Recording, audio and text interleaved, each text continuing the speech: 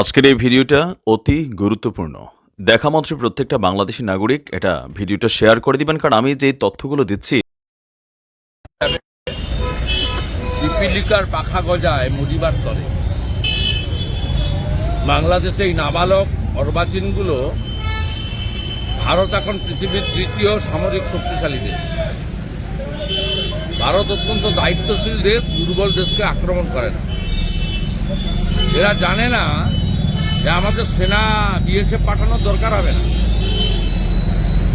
আমরা এখন ড্রোনে এত বেশি উন্নত, এরা জানেই না। এই ভারতবর্ষ ধৈর্যের বাঁধ ভাঙে, গোটা 5-7 ড্রোন পাঠিয়ে দিলেই ওদের কাজ শেষ হয়ে যাবে। ওসামা বিন লাদেনের থেকেও খারাপ অবস্থা হবে। ইউনিসেফ আমি বলছি, এরা জানে না আমাদের ওই বালুরঘাট সীমান্তে কটা ট্যাঙ্ক নিয়ে এসে খড়গাদা দিয়ে সাজিয়েছে। আমাদের ট্যাঙ্ক লাগে না, এখন ট্যাঙ্ক দিয়ে যুদ্ধ হয় না। ওরা 60-70 সালে আছে, এখন ট্যাঙ্কের যুদ্ধ হয় না, বন্দুকের যুদ্ধ হয় না, ম্যান পাওয়ার লাগে না। 5টা ড্রোন শুধু পাঠাবে ভারত। এরা এখনো ভারতের তাকত সম্পর্কে জানে না। ওখানকার এই মূর্খগুলো, অশিক্ষিতগুলো, মোল্লা রাজাকারের বাচ্চা, পাকিস্তানের নাতি, ওরা ওই কতগুলো ট্যাঙ্ক দেখে ট্যাঙ্কের উপর শ্যাওলা, নারকেলে আপনার ধানের বিড়া লাগিয়েছে। ওতে কিচ্ছু হয় না। এখানে ফোর্ট উইলিয়াম থেকে টিপবে আর ওখানে ধপাধপ চলে যাবে। দাদা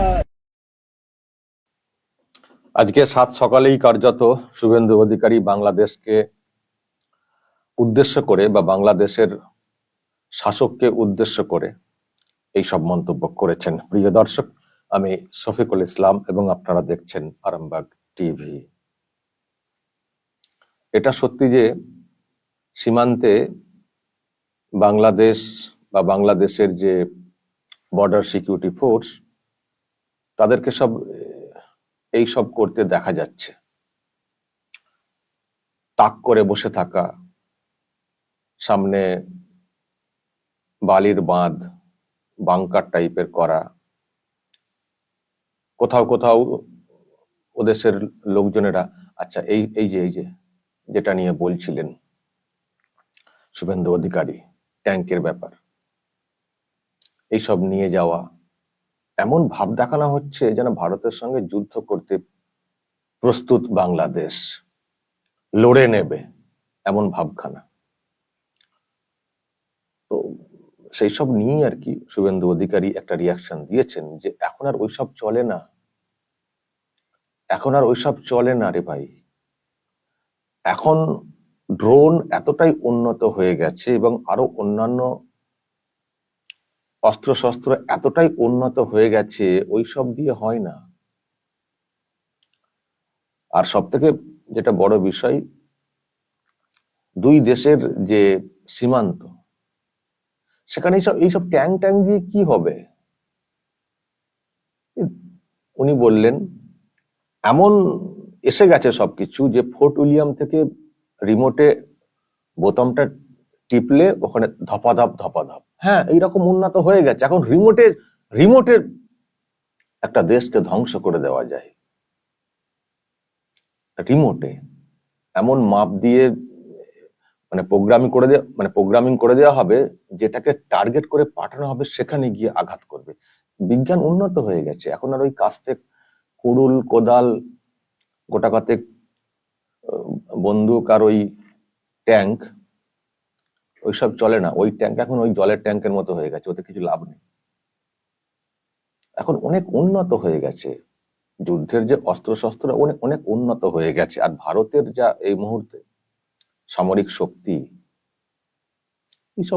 এগুলো তো দেখে মনে হয় ন্যাকামো হচ্ছে। কি হচ্ছে এটা?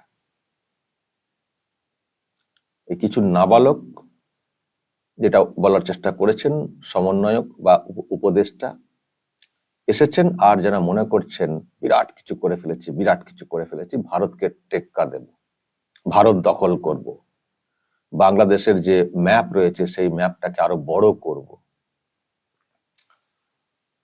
এই যে চিন্তা ভাবনা, সেটা নিয়ে আর কি শুভেন্দু অধিকারী রিয়াকশন দিয়েছেন যে বাংলাদেশ তাদের যে অওকাত, তাদের যে শক্তি, সেটা তারা নিজেরাই বুঝতে পারছে না বা ন্যাকামো করছে। কিন্তু আমি যে কথাটা বলে আসছি দর্শক, আজকে শুভেন্দু অধিকারীর মুখেও সেই কথাটা আপনারা শুনলেন যে ভারত হচ্ছে একটা দায়িত্বশীল দেশ। ভারত হচ্ছে একটা দায়িত্বশীল দেশ, দুর্বলকে আক্রমণ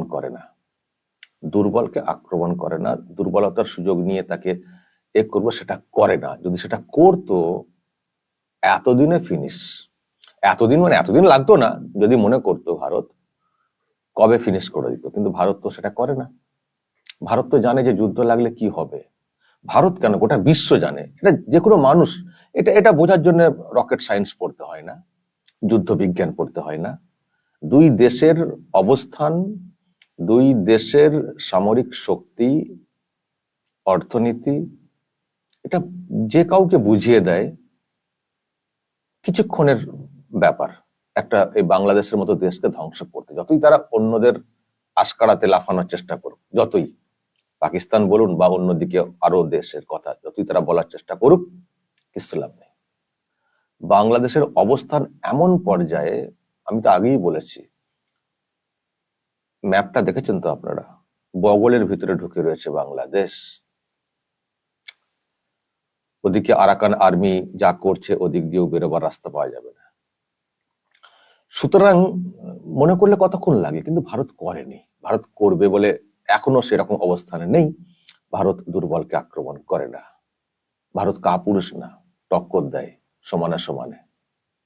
তবে হ্যাঁ, তুমি দুর্বল বলে তোমাকে সবকিছু দিকে আমি হয়তো সহ্য করছি, কিন্তু তুমি যা খুশি করে যাবে সেটাও কিন্তু একটা সময় পর সহ্য করা যাবে না। পাকিস্তান কি খুব সবল নাকি? খুব সবল। কিন্তু পাকিস্তানকে কখনো কখনো জবাবটা দিতে হয় কেন? দুর্বল হয়েও ওই বিরক্ত করা, লাগাতার ডিস্টার্ব করা, আওকাত না বুঝেও আগ্রাসী হওয়া, সেই জন্য কখনো কখনো জবাব দিতে হয়েছে বা দিতে হবে, বা তাদেরকে কিভাবে কি জব্দ করা যায় তার জন্য কূটনীতিক কৌশল নিতে হবে। সেটা হচ্ছে ভারতের থেকে অনেক পিছিয়ে পাকিস্তান, ভালো করে জানেন। কিন্তু ওই আর কি, কখনো কখনো জবাব দিতে হচ্ছে, কারণ ওই শয়তানিটা অত্যাধিক। কিন্তু বাংলাদেশ দুর্বল বলে হয়তো এখন ভারত সেইভাবে তাকাচ্ছে না, সাহায্য সহযোগিতার হাতটা বাড়িয়ে দিচ্ছে। কিন্তু যদি ওই লাগাতার ডিস্টার্ব করে যাওয়ার চেষ্টা করো, আওকাত নেই তবুও তুমি খোঁচা দেওয়ার চেষ্টা করো, ভয় দেখানোর চেষ্টা করো, ঢোকার চেষ্টা করো, তখন বাধ্য হয়ে, আবারও বলছি, তখন কিন্তু বাধ্য হয়ে ভারতকে হয়তো সবক শেখাতে হবে। আর সেটা করতে গেলে ওই যে শুভেন্দু অধিকারী বলছেন, বিরাট কিছু লাগবে না, কয়েকটা ড্রোন পাঠালেই আপাতভাবে সামাল দিয়ে দেওয়া যাবে। তারপর তো বেশি লাগলে তার তো আছেই, মজুদ তো আছেই। আর ভারত যখন অ্যাকশন নেবে, যেমন বাংলাদেশ ভাবছে যে আমরা লড়লে আমাদের পাশে এই সেই দাঁড়িয়ে যাবে, ভারতের কাউকে পাশে দাঁড়ানোর প্রয়োজন হবে না। কিন্তু ভারত যদি কখনো সিদ্ধান্ত নেয়, বিশ্বের উন্নত কোনো দেশ তাতে নাক গলাবে যে না এরকম করো না, সেই দেশও কিন্তু খুঁজে পাওয়া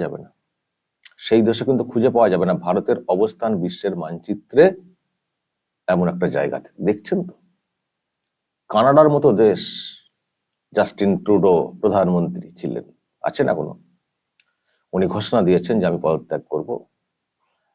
বলেছেন, আপনারা নিশ্চয় শুনেছেন, আমি সেটা নিয়ে আমি নিজেও ভিডিও করেছি। কেন বলুন তো? অনেক কারণ আছে, তার মধ্যে কি ভারতের উপর ওনার যা মনোভাব, সেটা কোনো কারণ না? তাহলে এই মনোভাব নিয়ে যারা চলেন, ভারত বিদ্বেষী, তাদের যে কি হাল হয় সেটা তো পরিষ্কার। ফলে আবার বলছি, ভারত দায়িত্বশীল দেশ, দুর্বলের উপরে আক্রমণ করে না, সেই জন্যই হয়তো বেঁচে আছে বাংলাদেশ। কিন্তু যদি সেটাকে সুযোগ নেওয়া হয়, ওরা কিছু করবে না, চলো আমরা খানিকটা ডিস্টার্ব করি, আমরা খানিকটা খোঁচা দিই, আমরা খানিকটা লম্পঝম্প করি। যদি লাগাতার চলে তাহলে, এবং জানি না এর জেরে যদি আবার কিছু ঘটেও যায়, যেমন আগের দিনে 2 বিএসএফ জওয়ানকে কাটারি দিয়ে কাটতে যাওয়া হয়েছিল, খুব খারাপ, খুব খারাপ। আমি তো সেদিনই বলেছিলাম যে বিএসএফ এটা করতে গেল কেন, কেন এত ধৈর্য ধরতে গেল? ওদের পাচারকারীকে ধরার জন্য তাড়া করে ওদের বর্ডারের দিকে যাওয়ার কোনো দরকার ছিল না, আগেই গুলি করে দেওয়া দরকার ছিল। এত ধৈর্য ধরার কি আছে? অবৈধভাবে অনুপ্রবেশ হলে, পাচারের জন্য এদিক ওদিক হলে বর্ডার টপকে ডিরেক্ট গুলি করে দাও, লাশ ফেলে দাও, কয়েকটা বন্ধ হয়ে যাবে। তো এই যে উস্কানি দেওয়া চলছে, এবং যিনি উপদেষ্টা রয়েছেন তারও নানান সব মন্তব্য সামনে এসছে, যদি লাগাতার চলে তখন ওই ফটুলিয়াম থেকে কিছু বোতাম টিপতে হবে। এই যে ধরুন, এই যে বর্ডার দেওয়া নিয়ে চলছে, মানে তারের বেড়া দিয়ে নেওয়া চলছে, তো আমি কালকে একটা ভিডিও করেছি, আপনারা অনেকে দেখেছেন এবং বাংলাদেশ থেকে অনেকে আমাকে জ্ঞান দিয়েছেন।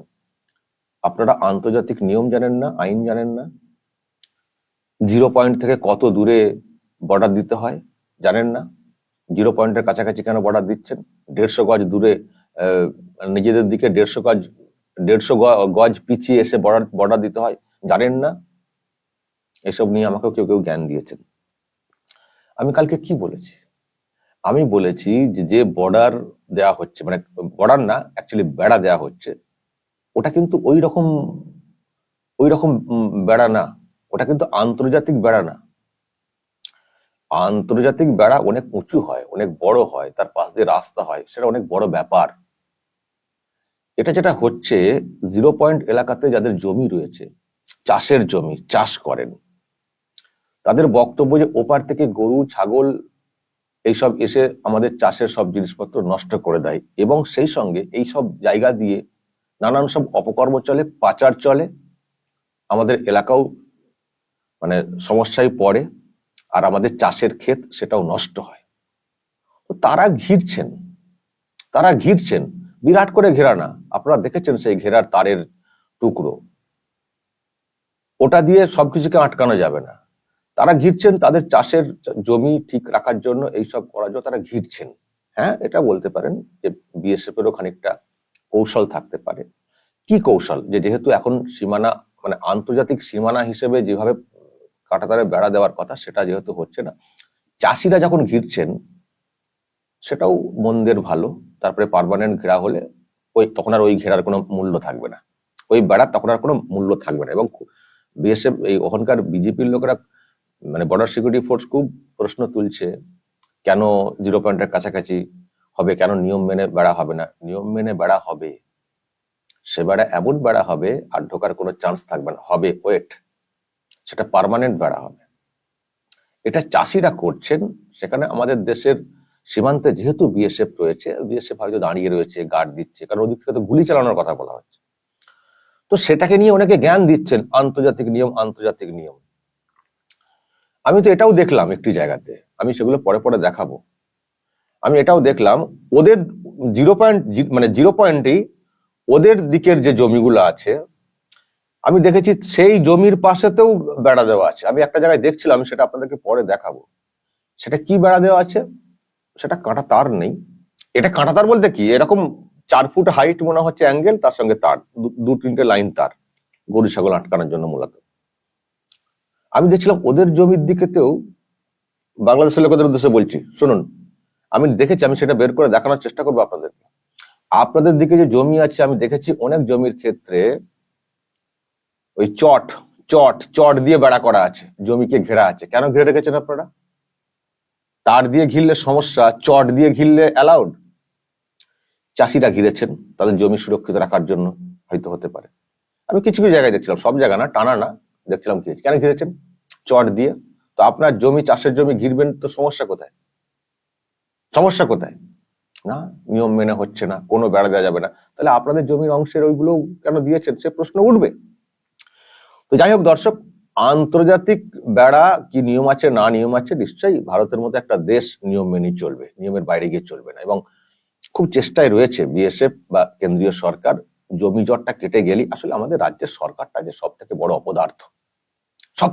অপদার্থ যে সরকারটা রয়েছে, বা অনেকে বলেন না অপদার্থ বলবেন না, শেয়ানা, এইসব জায়গাগুলোকে উন্মুক্ত রেখে ওই শাসকের কিছু লোকের সুবিধা করে দেওয়া হয় এই পাচার চক্র অ্যালাউ করার জন্য, সেটা অনেকে বলে থাকেন। যাই হোক, জমি জটটা যদি মিটে যেত, বিএসএফ ড্যাং ড্যাং করে পার্মানেন্ট বেড়া দিত, ওইরকম অল্প অল্প হাইটের বেড়া না, পার্মানেন্ট বেড়া দিত, এবং সেটা দেবে বিএসএফ, তার প্রসেস চলছে। সেদিন কি করবেন? আর এই বেড়া নিয়ে আপনাদের এত আপত্তি কিসের? 0 পয়েন্ট টপকে তো চলে যায়নি। 0 পয়েন্ট টপকে তো আপনাদের দিকে কোনো চাষি বা কেউ তো বেড়া ওইভাবে দিচ্ছেন না। তো আপনাদের এত আপত্তিটা কিসের? আন্তর্জাতিক নিয়ম দেখাচ্ছেন, আন্তর্জাতিক বেড়া এরকম হয়?